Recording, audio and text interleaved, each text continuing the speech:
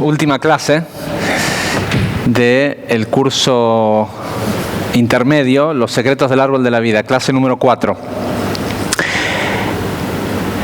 La semana pasada vimos básicamente un repaso de cómo funciona, y tal vez hacemos un repaso rapidito antes de entrar en el tema de hoy. La base de la espiritualidad en sí, el propósito de lo que vinimos a hacer a este mundo, más allá de lo que aprendimos en el curso 1, que es lo básico, que es somos almas que encarnaron en un cuerpo, que vienen a este mundo a aprender a dar, ¿sí? Y después todo lo demás que la persona hace que no es relativo a eso, no le da frutos. Entonces, cuando la persona no entiende por qué no le va bien con su trabajo, con su empresa, con sus relaciones de pareja, la respuesta es muy simple. A la gente le gusta pensar que la respuesta debe ser bastante complicada, pero es porque ellos tienen la cabeza complicada. La respuesta es muy simple. No tienen éxito porque son egoístas, ¿sí? Después, y esto pasa en todo, realmente en todo. La relación que las personas tienen con sus hijos, no hay gente que termina su vida y se encuentra solos y es culpa de otros, ¿sí? Y el medio, tu mundo, lo que está a tu alrededor,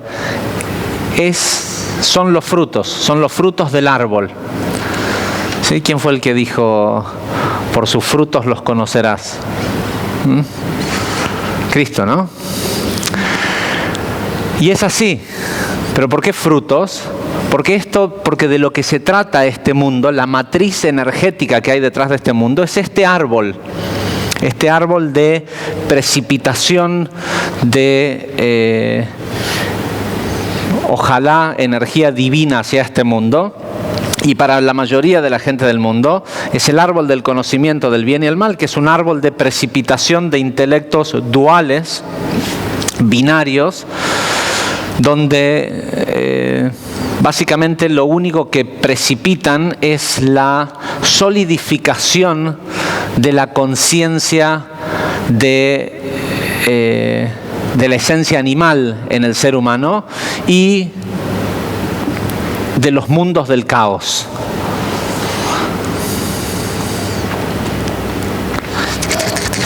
Gracias.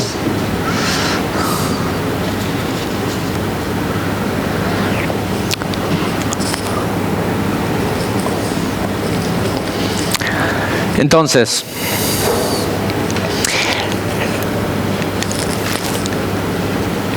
en ese contexto, también aprendimos que el árbol no es simplemente la precipitación de intelectos y emociones hacia la acción, sino que el árbol está impreso en todo. Para poder crear este universo, primero Dios tuvo que crear el árbol. Para poder crearnos incluso la imagen de un Dios que nos sirviera para el desarrollo de nuestra fe, que es algo inservible, pero per se, pero es funcional al desarrollo del ser humano como a la evolución del ser humano, ¿sí? No es que la fe tiene un beneficio per se, no es que si tenés fe en Dios, Dios va a hacer algo por vos. Hay una famosa frase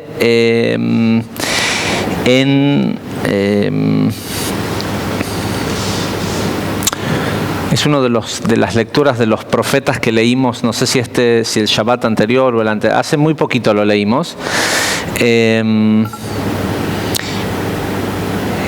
donde Dios habla con el pueblo, o con el profeta en este caso, y le dice: si ustedes son fieles a mis principios, yo seré fiel con ustedes.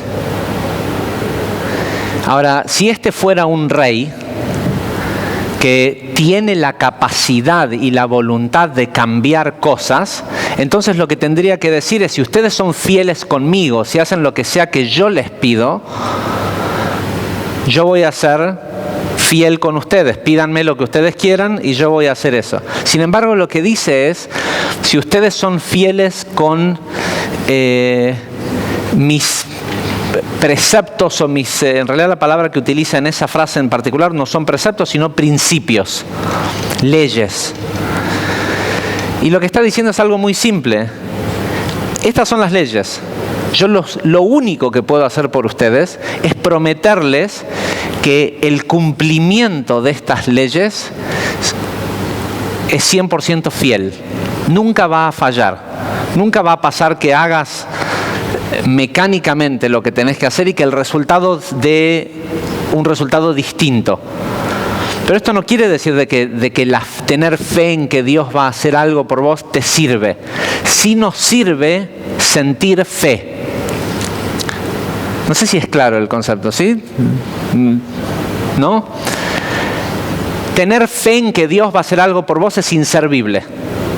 Dios no puede hacer algo distinto por vos que no sean las leyes perfectas de causa y efecto. Ahora, lo que te dice es: tenés fe que si vos haces funcionar el sistema, el árbol, los mundos, siempre funciona. Y no me tuviste que pedir nada a mí. En otras palabras, yo ya te fabriqué un mundo, no me jodas todos los días viniendo a la iglesia o llamándome desde tu casa y todo, porque me genera frustración, porque no... Acordate, hice un pacto con vos de que no te iba a ayudar.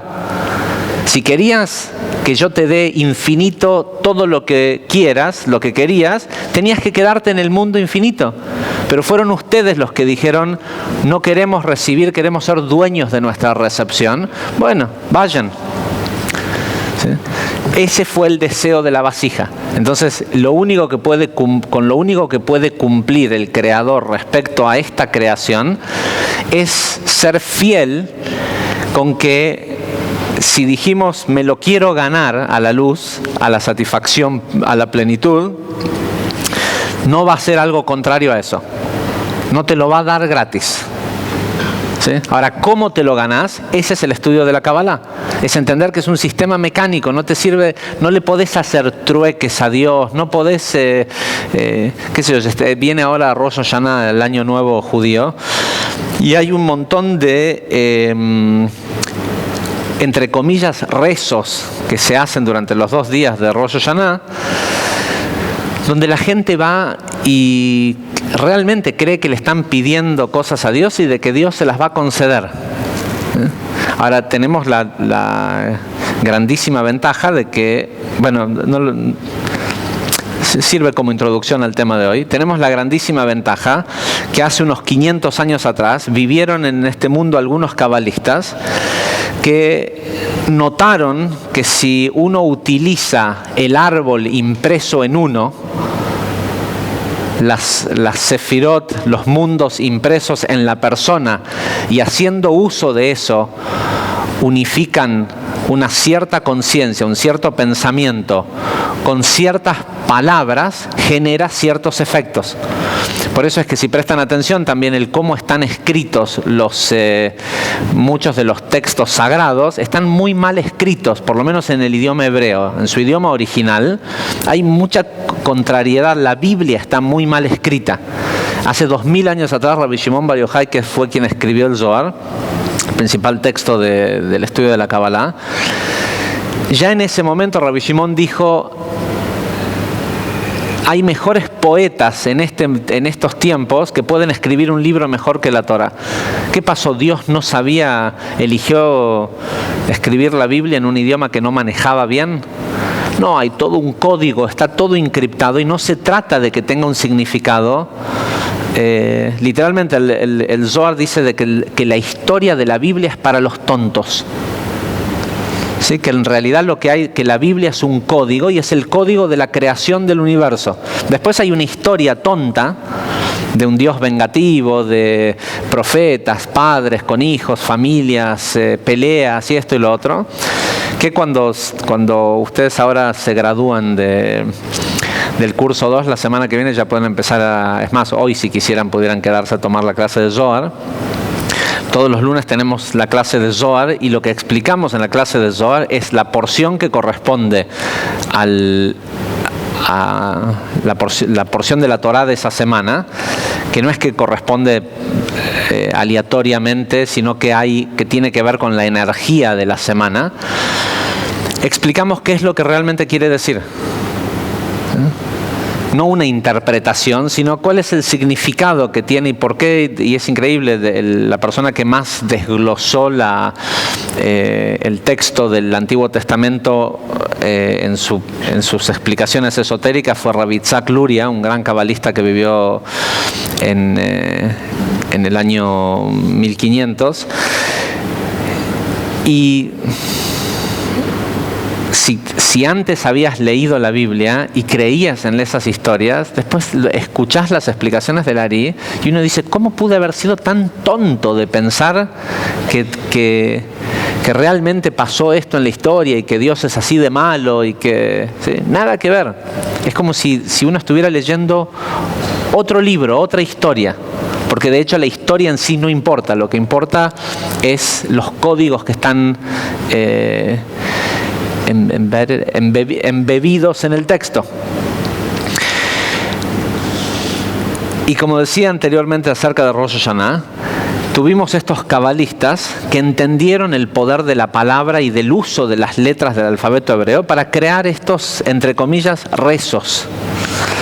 Y el propósito de esos rezos son como si fuera una dirección de IP, ¿sí? de un Internet Protocol, ¿sí? una IP para entrar a un servidor o a un FTP para bajar un archivo. El mundo está hecho de infinidad de archivos de energía. Este mundo es todo energía, ¿sí? No es físico. Este mundo, tiene una apariencia física como la Biblia tiene una apariencia física y una historia tonta. Nosotros, lo físico, nuestro cuerpo, somos la historia tonta de este mundo. El verdadero significado, lo profundo, es nuestro alma. Y nuestro alma no se alimenta de otras cosas tontas. Se alimenta únicamente de energía. Y los poderes que tiene nuestro alma proviene del poder precipitar. Este término precipitar es un término que aparece en los escritos del Ari, en el Zohar, por miles de años. Hoy es fácil porque nosotros conocemos el término download, ¿sí? Descargar un archivo.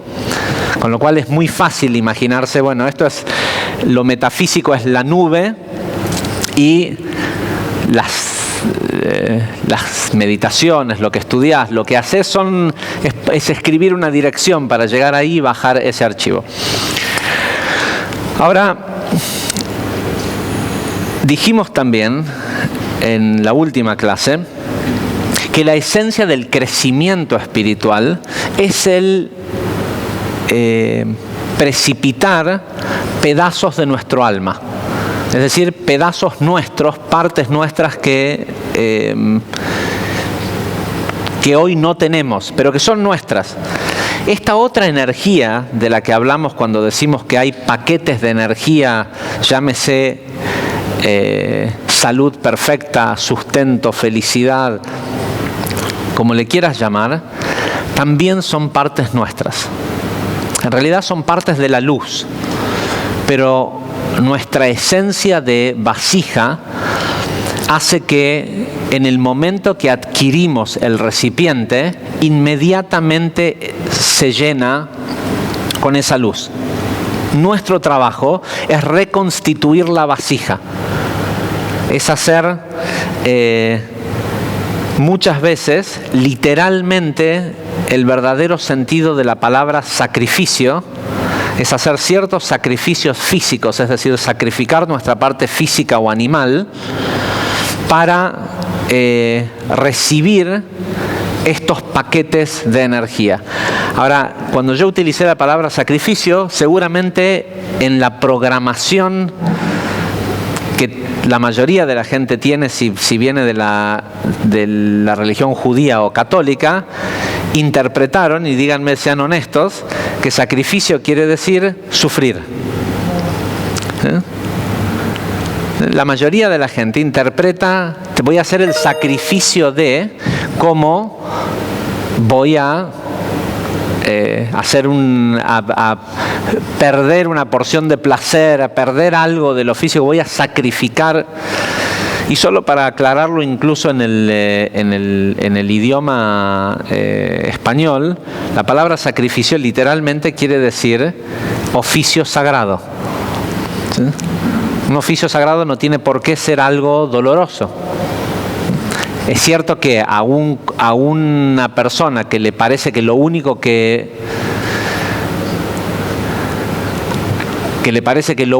sirve en el mundo es recibir placer físico, si tiene que hacer algo que no le da placer físico, aunque sea bueno para él, no le resulta tan interesante. Y para muchos puede terminar siendo un sufrimiento, ¿sí? Y por eso la conexión con esta idea del sacrificio. Ahora, en esa historia tonta de la Biblia, yo no suelo ser bueno para ubicar versículos y capítulos, y si hay gente que, sobre todo los evangelistas, son geniales para decir, y porque tal cosa, sí, eso lo dice tal y tal. ¿Sí? Si no estudias toda la parte esotérica y tenés que seguir estudiando todo el tiempo, bueno, aprendete de memoria todos los versículos y los capítulos. Pero siempre me acuerdo, porque es el más fácil de todos. En el capítulo 11, en realidad en el libro 1, capítulo 11, versículo 1, ¿sí? Como es todo 1, me acuerdo siempre, dice, ¿tendré cerca un Humash? Bueno, igual no está importante. Créanme que esto es lo que dice, después pueden ir y verificarlo. Dice, y el mundo era de una sola palabra y una sola lengua. ¿Sí? Y la gente se juntó y decidieron derrocar a Dios y construir una torre, bla, bla, bla, bla. ¿Sí? La famosa historia de la Torre de Babel. Ahora, Dios vio que esto estaba ocurriendo, según cuenta la historia, y le pareció que estaba en riesgo su trono. Dios omnipotente ve a un montón de gente construyendo un edificio y teme por lo que la gente puede hacer. Que les tire otro diluvio, otra plaga, ¿por qué no pudo Dios ir en contra del pueblo? Era toda la gente del mundo en ese momento. Toda la gente del mundo vivía en Babilonia y estaban todos juntos. ¿Qué hizo Dios? Decidió confundir las lenguas para que la gente se peleara y se generó lo que nosotros conocemos bíblicamente como la generación de la dispersión. ¿Sí? La generación de la dispersión fue todo un montón de gente, eran todos los habitantes del mundo que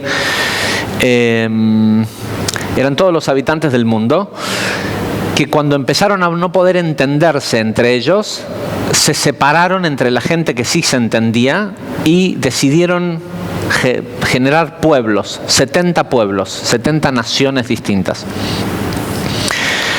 Ahora, el idioma original, que era el único idioma que todos hablaban, era el idioma hebreo. Por eso la Biblia está escrita en hebreo. Y por eso uno de los pocos lugares que históricamente siguió hasta el día de hoy, siguió hablando la región de Babilonia, todavía hay pueblos que hablan arameo. Hay muy poquitos lugares en el mundo, en algunos lugares de Armenia, en el borde con Turquía, hay algunos poblados, en Irak, y la gente que estudia Kabbalah, que todavía utilizan el arameo. La cosa es que lo primero que tenemos que entender es por qué Dios confundió las lenguas. Y lo que el Zohar explica es muy simple, porque como el propósito de la creación fue la reunificación de la vasija, así que la gente pudiera reunificar la vasija, cuando las personas se unen por un propósito en común, son indestructibles incluso para Dios.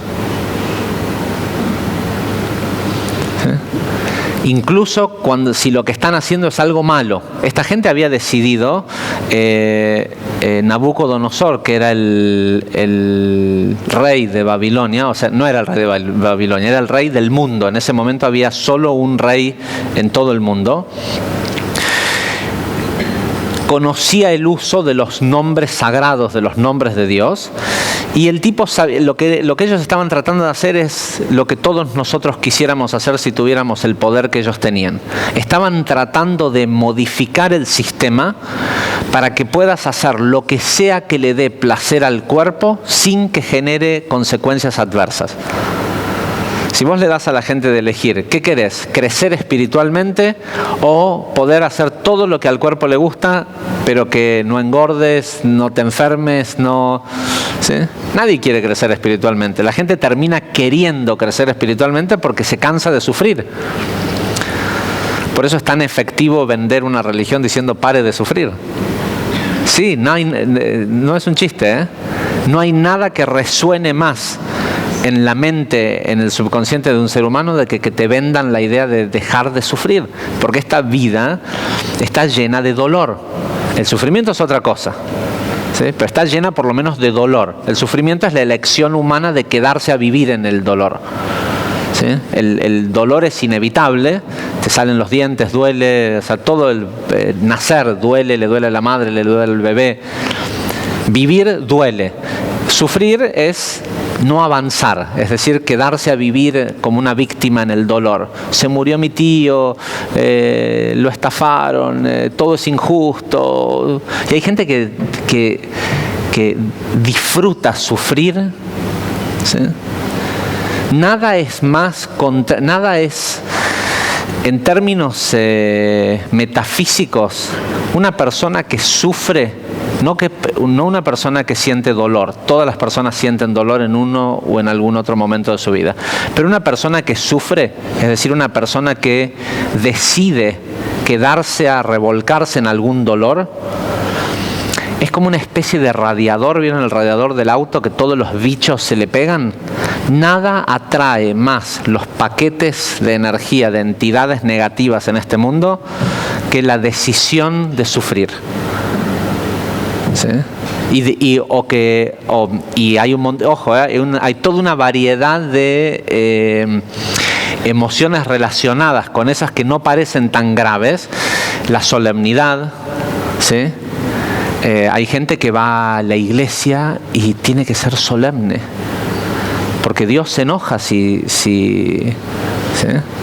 Es más, hay una cosa que es graciosísima dentro del judaísmo.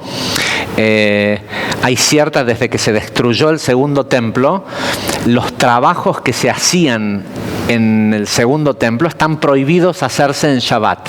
¿Sí? Todo lo que se hacía en el segundo templo, en los templos en realidad, el primero y el segundo, la ley judía dice de que uno no debe de hacer esas cosas en Shabbat porque no está el templo. Es como una especie de luto, ¿no? Y una de las cosas, por ejemplo, que se hacían en el antiguo templo es los levim tocaban música. Los levitas, la parte que ellos hacían del servicio en el templo era el show. Los tipos eran trompetas, era todo un gran show. Los kohanim, los sacerdotes, hacían su trabajo totalmente en silencio y los levim hacían ruido. Era una forma de agitar la energía, ¿sí? Pero no ruido, hacían música, ¿no? Entonces hoy está prohibido tocar instrumentos musicales en Shabbat. Y hay templos, hay sinagogas reformistas o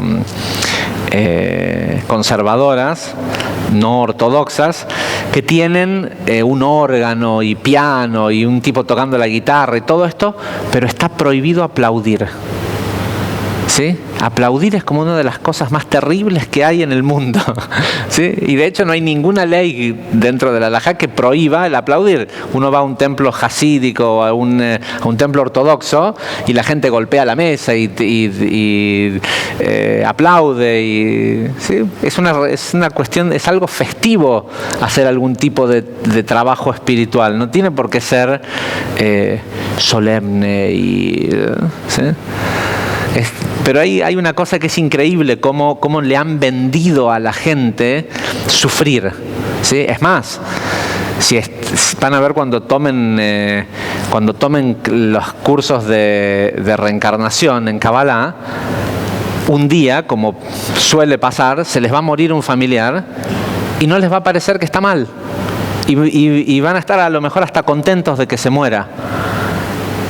Pero el resto de la gente necesita que sufras. Las personas normales sufren cuando un familiar se muere. ¿Sí? Entonces, ¿cómo es que no estás sufriendo? Porque yo ya sé que primero no se murió. ¿Sí? Está bien, el cuerpo está enterrado y bajo tierra, sí, pero ese no era mi tío, mi papá, mi hermano, quien sea. ¿Sí? Ese no es mi familiar es un alma y ese alma está, incluso por eso durante 7 días, la gente que toma el curso 3, la semana pasada hablamos de esto. En fin, la expectativa de la gente que se autodenomina normal es que todos sufran. ¿Sí? Y no hay nada más corrosivo y nocivo para el crecimiento espiritual de una persona que el no reírse, que la seriedad, que la solemnidad, no hay crecimiento. La luz no tiene afinidad de forma con una persona que no está alegre. Yo me acuerdo a mi maestro de Kabbalah, cuando yo le iba y le preguntaba algo, me decía: ¿cómo estás? Bien. ¿Estás contento? Sí. Ok. Y me contestaba. Dice, porque si no estás contento, o sea, si estás viniendo a preguntar porque tenés un problema, esto, otro, lo que sea que yo te diga no lo vas a entender. Lo vas a escuchar y lo vas a intelectualizar para justificar que vos no tenés la culpa de ese problema que te está pasando y es por otra cosa mágica o lo que sea. ¿Sí? Si estás contento, vas a escuchar y vas a entender y vas a saber qué hacer. Porque la luz del mundo infinito no tiene afinidad con la tristeza, con la solemnidad,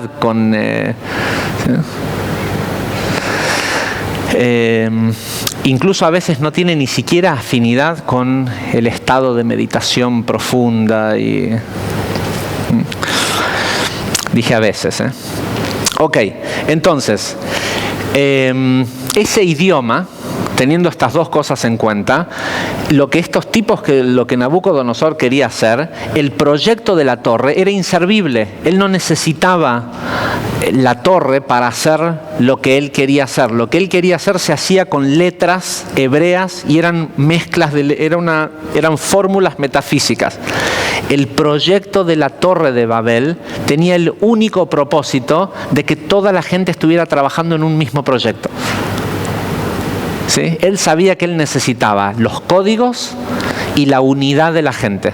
Entonces les dijo, la gente no entendía el tema de los códigos, pero les dijo, si hacemos una torre lo suficientemente alta, ¿sí? Y todos trabajan juntos, yo voy a conseguir, la gente veía los poderes que este tipo tenía, poderes totalmente a lo que hoy conocemos sobrenaturales, por el uso de estas secuencias de letras. El tipo les decía, si ustedes hacen una torre lo suficientemente alta, que sea de estas características, yo voy a conseguir que del día siguiente que esté terminado la torre, ustedes pueden hacer lo que sea que se les cante y que igual siempre les vaya bien en todo. La promesa era lo suficientemente buena como para que todos trabajen juntos. Y lo único que él quería era eso. La torre no servía, no hacía falta hacer la torre, pero hacía falta un proyecto común. ¿Sí? Ahora, ese idioma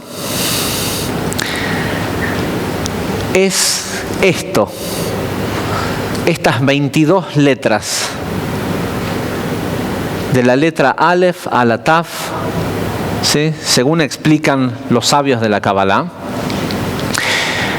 todo este universo fue creado con combinaciones de las 22 letras del alfabeto hebreo. No precisamente esas formas de letras, ahora van a ver otro tipo de formas de letras. Pero imagínense como si fueran una especie de códigos de barras. ¿Sí? Vos ponés, las ubicás en distintas... tenés una mega computadora, que es la computadora del supermercado, y un ojo láser. ¿Sí? Un escáner. Ahora ese escáner ve rayitas, y las rayitas hay solo, no sé si conocen cómo se hace un código de barra, pero solo hay 4 grosores de rayitas. ¿Sí? Es la combinación de... 9, ¿no? 9 creo que son. Hay 9 grosores de rayitas, pero se pueden combinar casi infinitamente y según en el orden en el que están. Ahora, las rayitas son todas iguales, 9, pero según cómo están ubicadas, el ojo láser lo ve y pide la información a la computadora central. Este universo es algo parecido. Hay una computadora central que es el mundo de Atzilut, en donde está todo lo que un ser humano puede necesitar en toda su vida, y hay infinito de eso. ¿Sí? Lo que en realidad en lo que más tiene que trabajar el ser humano no es en acceder, sino en querer infinito. ¿Sí? Porque muchas veces tiene acceso, pero de repente así con toda la emoción y con todo el sentimiento y con todo así por una tragedia que le está pasando económica, el tipo logra conectar y dice: Dios, por favor, dame suficiente dinero para cubrir el banco el lunes. ¿Sí? Y tenía acceso a Atzilut, al lugar del sustento, y ahí hay infinito. ¿Y qué pidió él? 5.000 pesos que le hacen falta para cubrir el banco el lunes. ¿Sí? Porque no siempre se da que la situación hace que el tipo pueda querer algo armonizadamente con toda su intención y con toda su emoción, ¿sí? Y luego decreta o dice: yo voy a lograr tener dinero para cubrir el banco el lunes. ¿Sí? Había conectado, había abierto la puerta de la bóveda, todo, y dijo: esta moneda es mía. ¿Sí? Y había infinito. Porque generalmente las carencias tienen que ver con eso, con generar suficiente nivel de deseo para que la persona, no le pida a Dios, pero para que la persona desee verdaderamente. Pero después hay que ver qué desea. Entonces, mucho del trabajo que nosotros venimos a hacer es aprender a desear más, no a conectar. Pero también conectar es importante. Entonces, por un lado, ¿cómo sabemos esto? De que... este es el mundo que da vuelta. Perdón. Vamos a... Aquí atrás, voy a tener que dar vuelta. En el comienzo de la Biblia, en la historia de Bereshit, de Génesis, dice: Bereshit bara Elohim et hashamayim ve et haaretz. Y en el principio Dios creó los cielos y la tierra. Pero una de las premisas básicas de aprender a leer la Biblia desde cómo lo ve un cabalista es que cada palabra individualmente tiene un significado completo, y cada palabra que está próxima a esa, entre dos palabras, siempre hay un significado. No hay conectivos, no hace falta el armado de una oración. Entonces, acá lo que dice es: Bereshit, y en el principio creó Dios et. Este et quiere decir los cielos y la tierra. Pero et, al principio, lo primero que Dios creó fue Aleph to Taf. De la Aleph a la Taf. ¿Sí? Todo el abecedario empieza acá con la letra Aleph. ¿Sí? Al principio, lo que Dios creó primero que nada fueron las letras. Y con esas letras creó los cielos y la tierra. Ahora, este mundo físico, el mundo, no el universo completo, fue creado por una secuencia de letras que se conoce como Shem Bem Mem Bet, el nombre de 42 letras, que es esta secuencia que ven acá. Están divididas en grupos de 6 letras, y 7 líneas. En realidad, todo junto es un solo nombre, pero el nombre está dividido en 7 grupos que corresponden así. Son 6 letras porque corresponden a las sefirot emocionales. Cada una de las letras corresponde a las 6 sefirot de Zeir Anpin. Y son 7 porque va de Gesed a Malhut, toda la emoción y la manifestación. Es decir, la unión de Zeir Anpin, el mundo de formación y la emoción, con Malhut. Yo les voy a mostrar ahora algo que hizo un cabalista en el año 1600, que fue tomar estas 42 letras y... porque este nombre nosotros no sabemos exactamente cómo se pronuncia. Sabemos cuáles son las vocales que corresponden, pero como algunos otros nombres de los nombres de Dios, no sabemos exactamente cómo se pronuncian y por ende no lo pronunciamos como un nombre en sí. Lo que sí nos cuenta Rabbi Itzhak Luria acerca de este nombre de 42 letras es que no existe acceso a eso que nosotros le llamamos en este mundo sobrenatural, si no es porque la luz del Creador, la luz infinita, pase a través del filtro de estas 42 letras. Cuando la señora se dio cuenta que su hijito quedó debajo de un auto o de un árbol que pesa 3.000 kilos y la tipa va, una señora que pesa 45 kilos, agarra el árbol de 3.000 kilos, lo mueve, saca al hijo, todo esto, eso, lo que ocurrió es que canalizó luz a través de este nombre. Ahora, todas esas cosas sobrenaturales ocurren de esa forma, según explica el Ari. La diferencia es que si conoces cómo funciona, podés manipularlo. ¿Sí? Podés tener acceso a utilizarlo. Lo que les voy a mostrar inmediatamente, y después vamos a ir vamos a escuchar un audio para que escuchen cómo suenan las palabras de lo que les voy a mostrar. Históricamente dentro de la liturgia judía es conocido como un rezo, ¿sí? Como una plegaria que se llama Ana Bekoach, que si prestan atención si lo buscan en algún libro de rezos de cualquier comunidad judía reformista o conservadora, no lo van a encontrar. Si lo buscan en un libro de texto ortodoxo, lo van a encontrar en todos los libros ortodoxos, pero como algo poco importante. Está ahí en Kabbalat Shabbat y está ahí en las conexiones que se hacen todas las mañanas. Ahora, si buscan un libro de liturgia editado por cabalistas, van a ver que esta sección aparece como una cosa central. El Ana Bekoach son estas 42 letras. Si prestan atención, las iniciales, ven la letra Aleph, Ana, Bekoach, Gedulat, Yemineja, Ta'atir, Tzerura, son Aleph, Bet, Gimel, Yud, Tav, Tzadik, ¿sí? Son las iniciales. Lo que hicieron fue ponerle palabras con una especie de plegaria, solo para que tengamos acceso a pronunciarlo.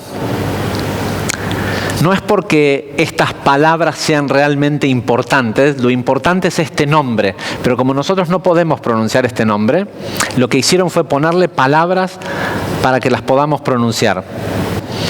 En la historia de la creación, en el Génesis, todas las veces o las primeras 7 veces que Dios dio la orden de crear algo, de los 10 dichos de la creación, en estas órdenes Tal vez hay gente que no, a lo mejor nunca antes ha visto una letra hebrea.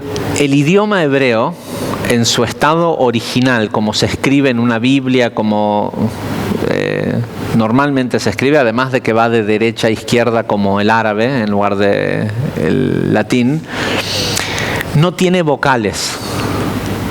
Son 22 consonantes. Las vocales son estos puntitos, y esos puntitos no son en realidad parte del idioma.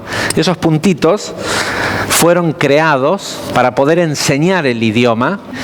Usted en el curso 1 lo explicamos, en la última clase del curso 1, Melech, rey, tiene las mismas letras que Malach, que quiere decir ángel, y mensajero, ¿sí? Pero se pronuncian distintos porque según en el contexto de oración en la que está, uno interpreta si dice rey o mensajero o ángel y le pone la pronunciación que corresponde. Ahora, en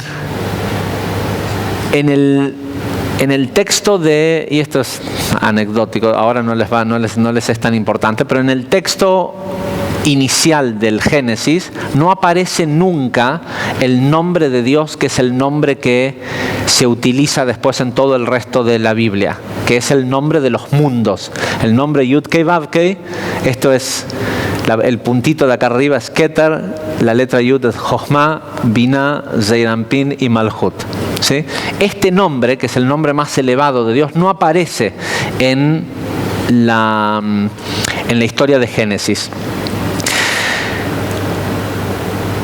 Pero en distintos libros de texto van a ver que este nombre Yud-Kei Vav-Kei aparece con distintas vocales, como si fuera que tiene muchas pronunciaciones.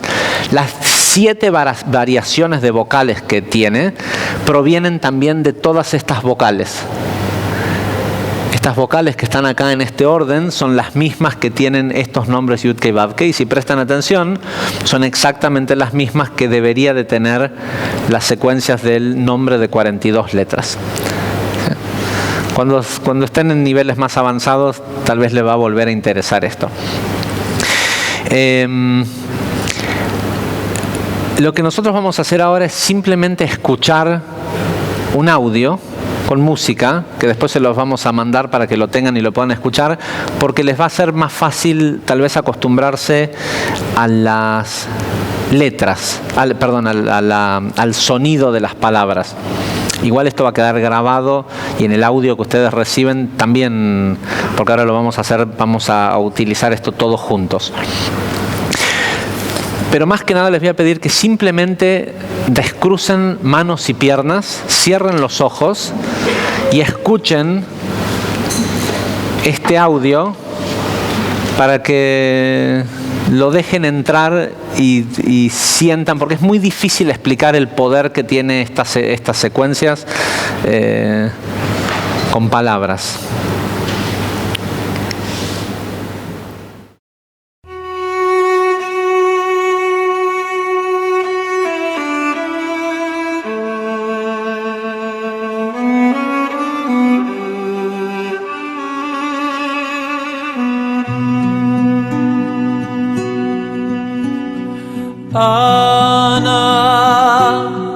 אנא בכוח גדולת ימינך תתרצה רוח קבל רינת עמך סגבנו טהרנו נורא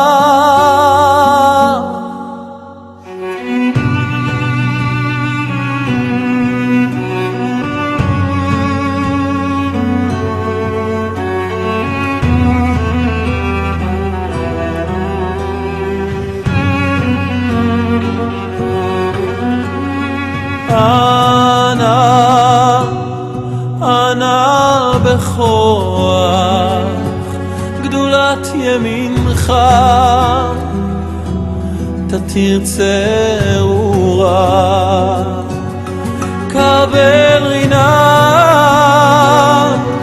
עמך סגבנו,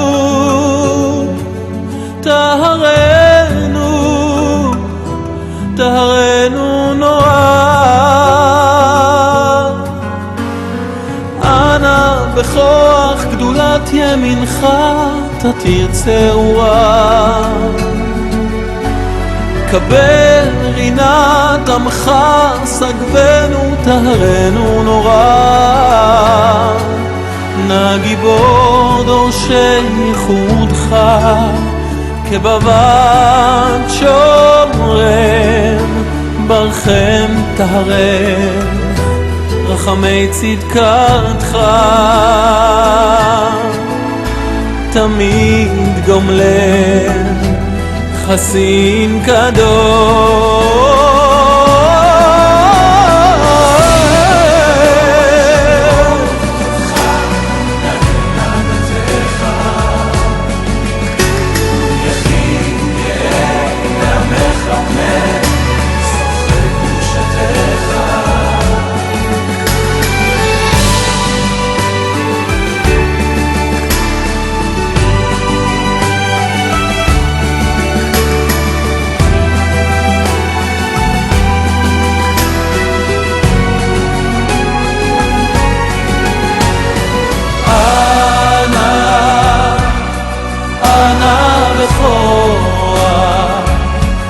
גדולת ימינך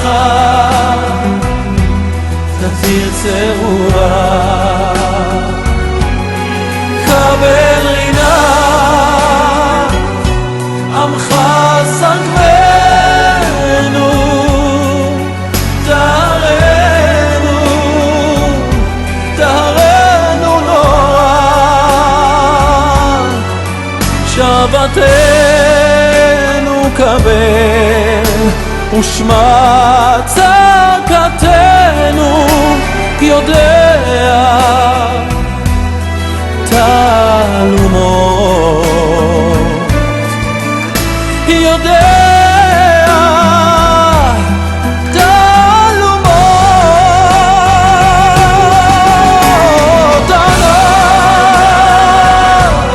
אנא בכוח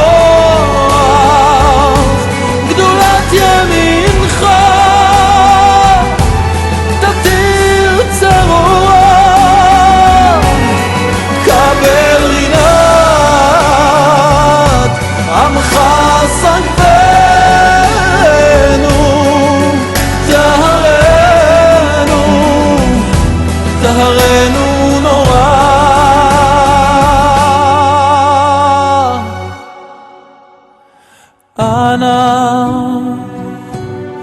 אנא בכוח גדולת ימינך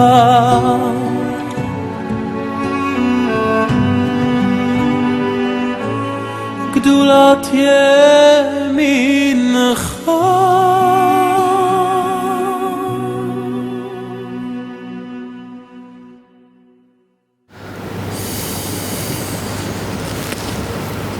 Ok, eso que escucharon es Ana Bekoach.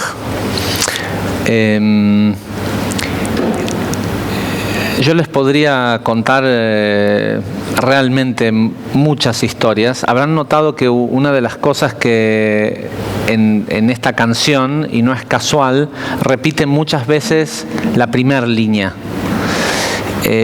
La primera línea del Ana Bekoach es la más poderosa de todas, porque la capacidad que tiene es la de trascender las limitaciones del tiempo, el espacio y el movimiento, y porque corresponde a la sefirá de Gesed, que es de donde todas las otras emociones provienen. ¿Sí?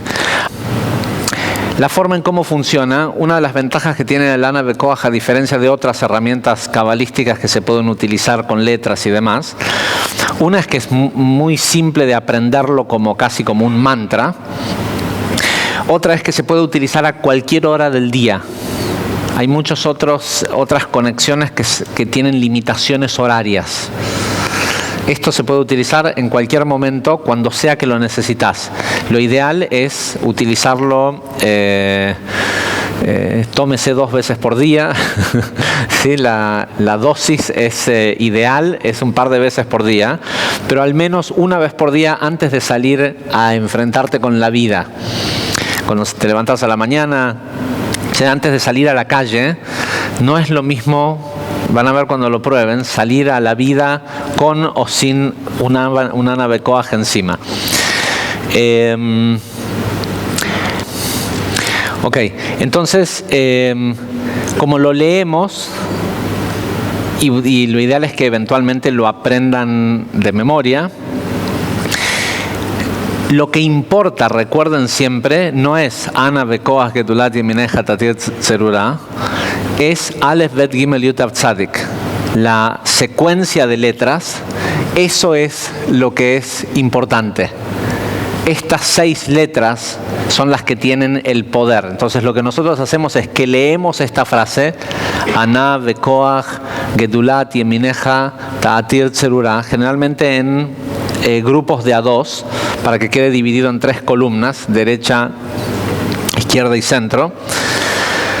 Pero lo que importa es esto que está acá abajo en mayúsculas son los nombres de las letras, Aleph, Bet, Gimel, Yud, Tav, Tzadik.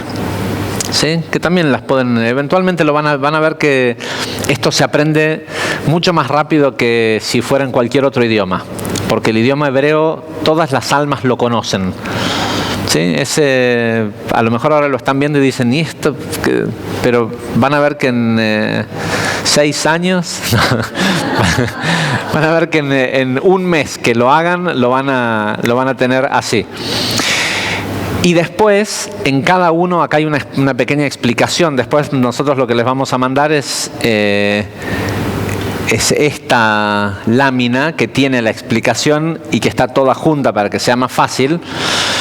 Pero esto que está acá abajo y lo que vamos a explicar, cuál es el poder que tiene cada una de estas frases, ustedes después le van a poner más o menos énfasis. El Ana Bekoach se dice todo junto, porque el nombre funciona cuando están las 42 letras. ¿Sí? Pero si hoy sabes que en tal situación lo que te está faltando es perseverancia, te vas a concentrar en la frase de Netzach. Si lo que está faltando es deseo, va a ser Geburah. Y van a ver que corrige cosas específicas cada una de estas líneas. Y después ustedes, las palabras y las letras solas no funcionan si no es con la conciencia de la persona que lo usa. De hecho, esto es parte de una tefilá. En hebreo, tefilá, que se utiliza para decir rezos, la palabra tefilá viene del origen de la palabra, es tafel. Tafel quiere decir secundario. La liturgia, la parte de las palabras son secundarias. Lo importante es la conciencia, ¿sí? Eso es lo primario. Entonces, si le voy a dar el más estúpido de los ejemplos. Estás llegando tarde a un lugar, primero trata de salir temprano, ¿sí? No te valgas de la nave Koach, pero ponele que pasó algo y que esto y que lo otro y que necesitas trascender la limitación del tiempo y el espacio porque sabes que tenés que estar en un cierto lugar. Y yo no les voy a contar mis historias porque son demasiado increíbles, pero espero que ustedes tengan de ese tipo de historias para que sufran como yo de que nadie les cree, pero sepan que funciona. Entonces, haces el Ana Bekoach y decís con la secuencia Aleph, Bet, Gimel, Yud, Tav, Tzadik, visualizás que ya estás en el lugar. ¿Sí? Porque el poder que tiene es trascender el espacio y el tiempo. Si una persona tiene una enfermedad y hay 2 secuencias que son más propicias para las enfermedades, una parte de Tiferet y la última de las líneas, entonces meditas en que esas secuencias de letras estén limpiando las células o restituyendo un tejido. ¿Sí? Son como si fueran herramientas para la imaginación, para que con tu imaginación y las letras formes nuevas realidades. Entonces, otra vez, sin cruzar las piernas ni los brazos.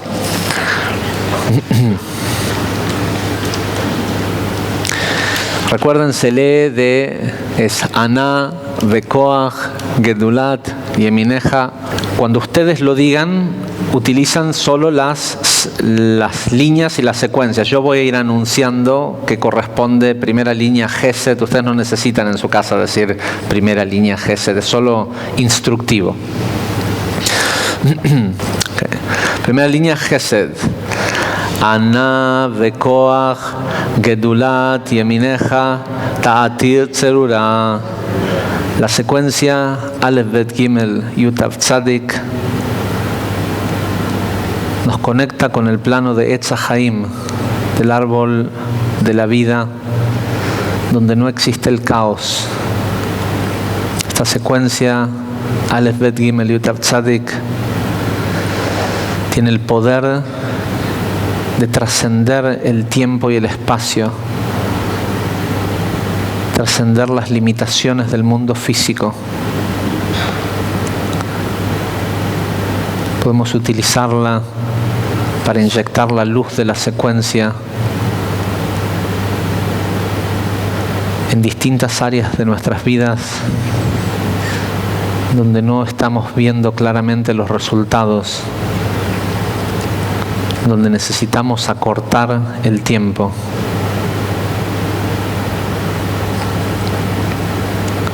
La secuencia Aleph, Bet, Gimel, Yutav, Tzadik nos ayuda a corregir la sefirá de Gesed,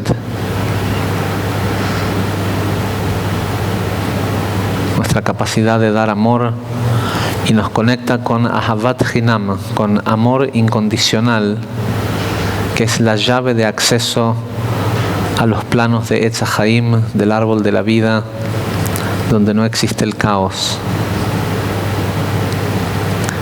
Con esta secuencia queremos elevar la realidad en donde vivimos, llevarla con nosotros al plano de Etz HaChaim y librarla de cualquier caos.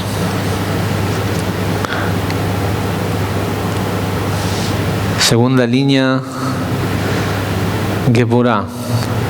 Kavel, Renat, Ameja, Sachvenu, Ta'arenu, Nora.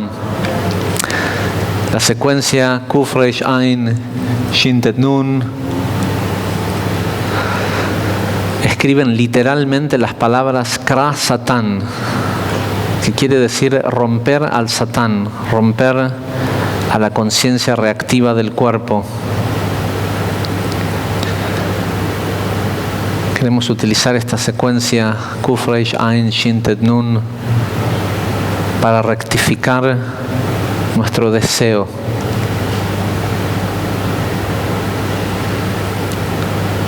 Estas mismas letras reacomodadas escriben Sha'ar Katan, pequeña puerta. Queremos utilizar esta secuencia para cerrar los pequeños espacios, las pequeñas puertas en nuestra conciencia por donde entran las dudas y los pensamientos reactivos. Kuf, Reish, Ain, Shin, Tet, Nun también tiene el valor numérico de Tishkach, que quiere decir olvidarse. Queremos olvidarnos de las limitaciones que nuestro cuerpo nos hace creer que tenemos.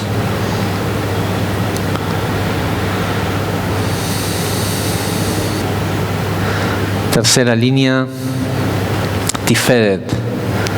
Na, Givor, Dorshe, Yehudeja, Keva'avat Shamrem. La secuencia Nun, Gimel, Dalet, Yud, Hav, Shin nos conecta con la sefirá de Tiferet, rectificando nuestra capacidad de percibir la belleza que nos rodea. y poder ver bello a todo aquello que tiene un balance entre el deseo de recibir y el deseo de dar, y no solo lo que es bello físicamente. Las primeras 3 letras, Nun Gimel Dalet, tiene el valor numérico de Zan, 57. Nos conecta con sustento. Queremos utilizar esta secuencia Nun Gimel Dalet para abrir las puertas del sustento. Las siguientes 3 letras, Yud Hav Shin, tienen el poder de limpiar la memoria de las células y eliminar cualquier aspecto de Sinat Hinam, odio gratuito.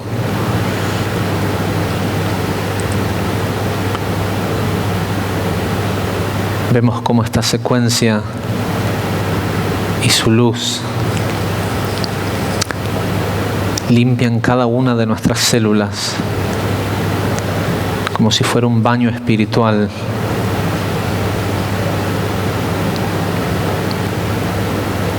Eliminando cualquier toxina emocional, resentimientos, culpas.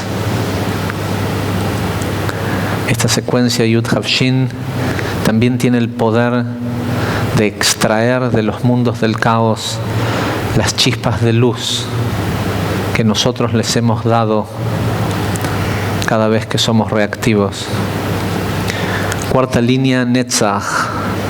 Barhem ta'arem rachamei tzidkatecha ta'amid gamlem. La secuencia Petet Reish Tzadik Tav Gimel nos conecta con la energía de perseverancia, la capacidad de sostener nuestro trabajo espiritual aunque no veamos inmediatamente los resultados.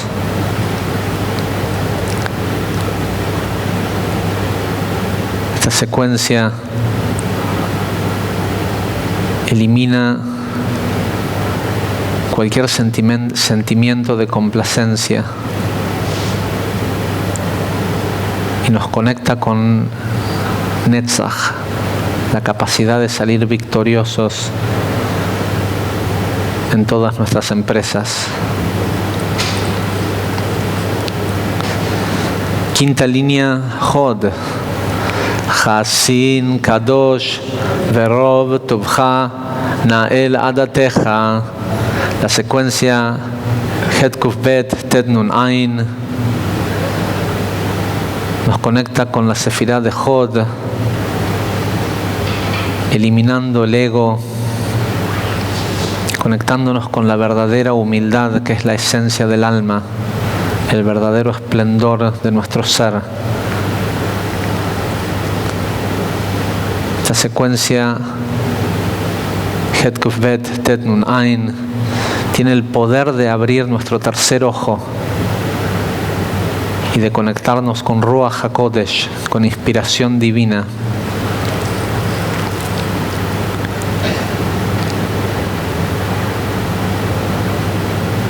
Inspiración divina es la capacidad de saber cuál va a ser la consecuencia de una acción antes de hacerla.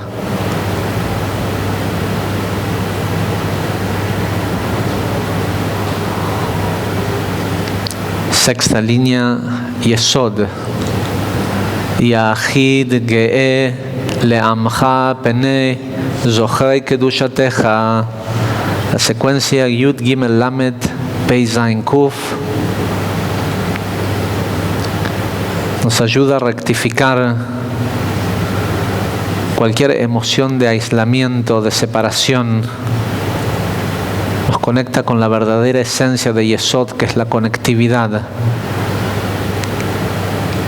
los reencuentros y el reencuentro con la sincronicidad de la vida. Esta secuencia Yud Gimel Lamed Pei Zain Kuf es el lugar donde todo se encuentra.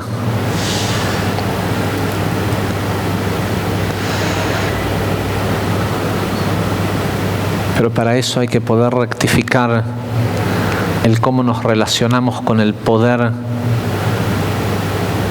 de la sexualidad, del dinero y del conocimiento. Podemos visualizar esta secuencia Yud Gimel Lamed Pei Zayin Kuf, inyectando luz en esas áreas de nuestra vida.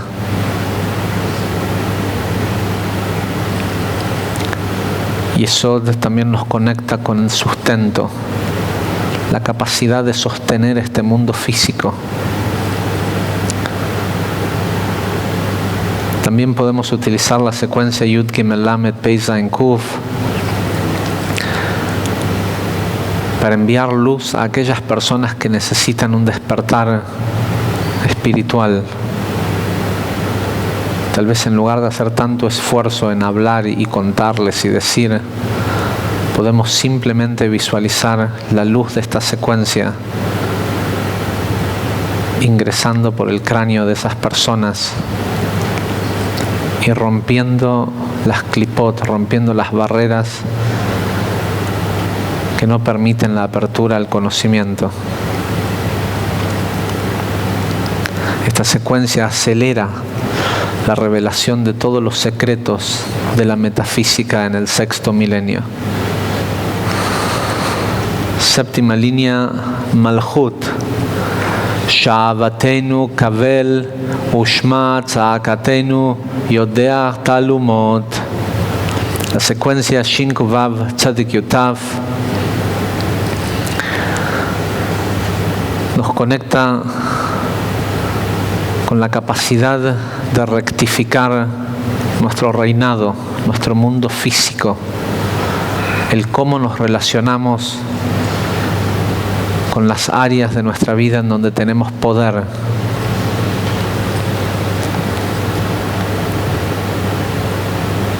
Facilita el tomar responsabilidad y tener la habilidad de cambiar nuestro medio.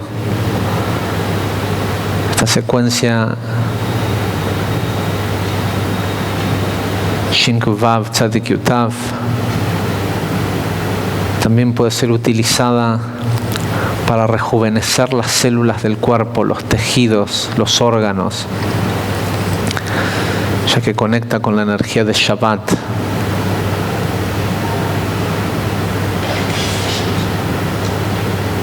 Y de la capacidad de recibir sustento en este mundo físico sin el esfuerzo del cuerpo.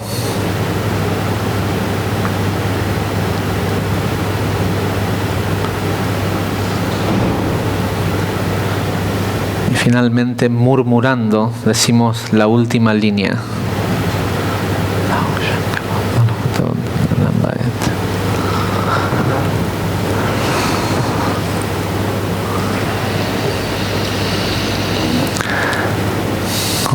Pueden volver.